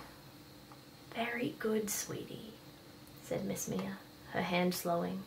"My job is to keep you safe, and what you did yesterday was not very safe. Do you understand me?" "Yes, Miss Mia, I understand." "So if you ever get it in your mind to do something that dangerous ever again, This is where you'll end up. For emphasis, Miss Mia gave the sobbing girl 4 extra hard strokes on her already thoroughly punished backside. Ah! Vanessa cried anew at the last 4 stinging strokes. I won't be dangerous. Miss Mia's hand came to rest atop Vanessa's dark pink cheeks and began to rub in slow, soft circles. Vanessa sobbed and gasped, prostrate over Miss Mia's lap. Good girl, she murmured. Such a good girl. Miss Mia allowed Vanessa some time to gather herself after her very first spanking. During that time, she stroked the girl's hair and patted her scorched bottom. Gradually, the tears ceased and Vanessa's breathing steadied. When Vanessa began to stir, Miss Mia lifted the girl up and enveloped her in a comforting embrace. You did so well, sweetheart. I am so proud of you.